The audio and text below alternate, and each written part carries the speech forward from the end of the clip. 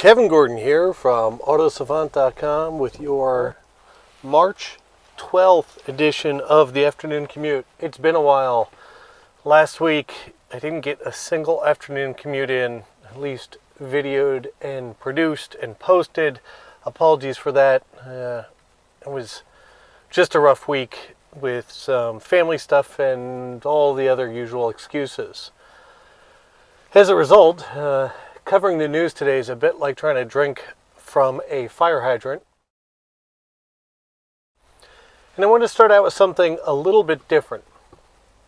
I am going to have on the site soon a written review of a navigation application for the iPhone called Waze, which I'll go through a little bit of everything there. But before that, I did want to walk you guys through something that I did to make using the application a little bit easier, and that is creating an iPhone mount for the old F-150.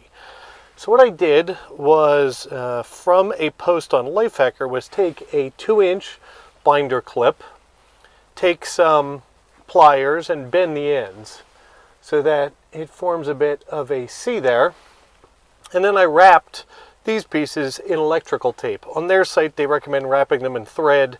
I actually found that electrical tape works beautifully, and the reality is you don't even need to wrap any of this piece. You could almost just skip it over and wrap this part flat over, which would give you a nice grippy place to have your iPhone. So now this part easily clips on to the vent on your dashboard, and I think it would work with almost all vents that you see these days. The one thing that you do need to do is add some reverse tension so that this can't open anymore, and I've accomplished that by some lovely blue rubber bands. So now that this thing's on here, you wind up with a nice solid place to mount your phone in eye shot of everything that you do.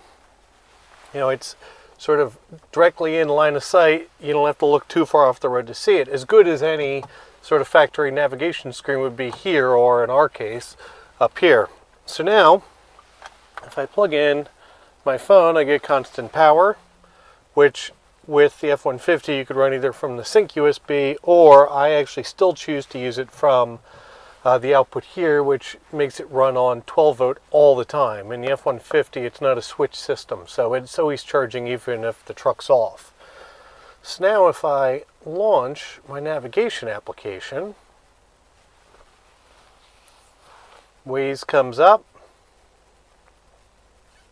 finds where I am, and from here you can go through and control the application any way that you normally would. And the interface of this is simple enough that you could almost do it while you're driving if you really needed to. So there we go, I've got nav. But here's the interesting part. With the new version of iOS 5.1, you get voice integration the way you do with most of the Android platforms. And the real trick to that is with the Bluetooth connection in the truck, if you hit voice, so now with voice control as part of Siri in the iPhone, you can just hit the old microphone button here, and now I'm actually talking through Siri. You can see the microphone moving, and if you hit done, it'll start to transcribe it and throw it into the field, which is a pretty interesting thing and very useful for hands-free communication and working through your phone. Then on to the normal afternoon commute. So last week were the press days of the Geneva Auto Show. And despite all of the pre-show leaks, also known as carefully planned media releases, there was still some interesting stuff that went on there. The 2013 Porsche Boxster was officially revealed. The reason I bring it up is because I thought The Truth About Cars had the greatest headline from the show, which was the 2013 Porsche Boxster, now with 991% more brand identity, poking at the fact that it looks different but more brand-like to the 911, 991 than any other of the Boxsters or Caymans have been in the future. The Boxster, as I reported before, is going to be lighter, faster, and slightly larger.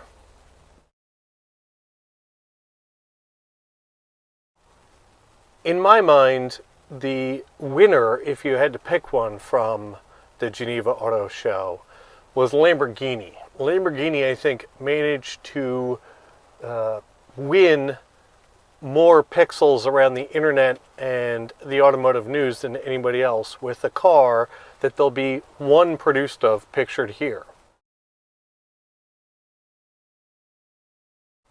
The Lamborghini Aventador J, or the Lamborghini Aventador go-kart. It will be an Aventador with no roof, no real windshield, and it is not a concept car. It will actually be produced. Bad news for you and me, one is going to be made and it's already sold. Despite not getting my coveted win for the Geneva Auto Show, the car that I found most interesting is the Ford Fiesta ST, which is the three-door hatchback version of the Fiesta with a 1.6 liter EcoBoost engine that's going to produce 177 horsepower and 177 foot-pounds of torque. Right now, it's still a question as to whether or not it'll find its way into the United States. I have a bit of a inside source, I suppose you could say, that said it's possible. I think what Ford seems to be doing is determining how well the Fiesta ST, which will be available officially soon here in the United States, does, and then they'll make the decision on the Fiesta. Just for fun, here's a quick picture of what the Fiesta ST looks like. In other news around the automotive world, owners of Ford cars, also sticking with Ford from the Fiesta, owners of Ford cars with MyFord Touch can be expecting updates to their system in the very near future. Ford last week began shipping out updates to the Taurus and Flex owners that have MyFord Touch, and it's coming in the mail with a very nice packet and a USB drive. And on the USB drive is an update that's supposed to make MyFord Touch more responsive, easier to use. It'll have map updates, and it's going to allow for tighter integration with phones and tablets. So much like I've shown you some of the integration with my iPhone here and how that works with Sync, even though we don't have MyFord Touch, they're moving in that direction more and more. Their reasoning being that people are already bringing these types of devices into their cars and using them. They might as well support it.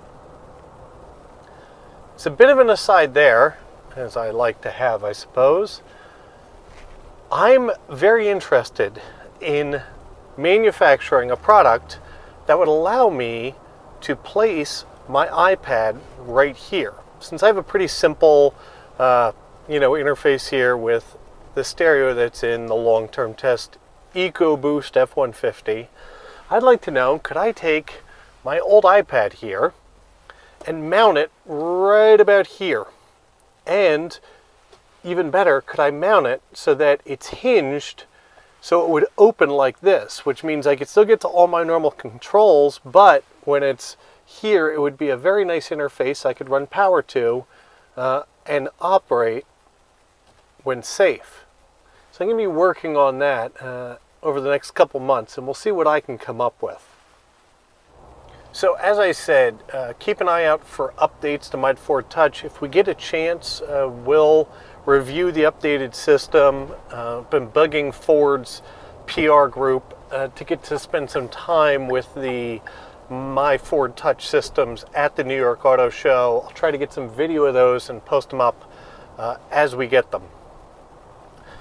Next up for today, a fun thing. Jalopnik last week had what may have been their greatest post of all time, and it was they requested from their readers a listing of the best automotive gifts on the internet. And the Threads comment that came out of it really was great. I mean, just great gifts and some of the best internet memes from, I think, the history of the web. So I'll post that link down in the description. If you're going to go look at it, a bit of warning, if you don't have a car with a pretty hardcore graphics card, it will crash your computer. And finally, for today, your yuck moment of the day, the Bentley SUV concept that debuted at the Geneva Auto Show, which I will show you a picture of here. That is the Bentley EXP9F concept.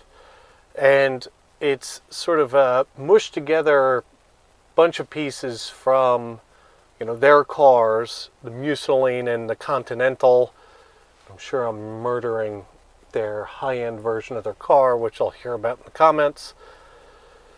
It's going to be powered, at least hypothetically, by the 6-liter 12-cylinder engine that's in much of their product line, or their new V8 with some kind of hybrid drivetrain system, because of course what would be a horrible Bentley SUV without some kind of useless hybrid drivetrain as well. My hope it never gets made. Bentley, since it's been about a week since it's been released, is already rumored to be working on a redesign because it's been so critically scrutinized by almost everybody in the media, and I'm sure most of the people that are getting to see it there at the show. So there you go, your afternoon commute for this March the 12th. It's been a good one, and I look forward to talking to you guys tomorrow.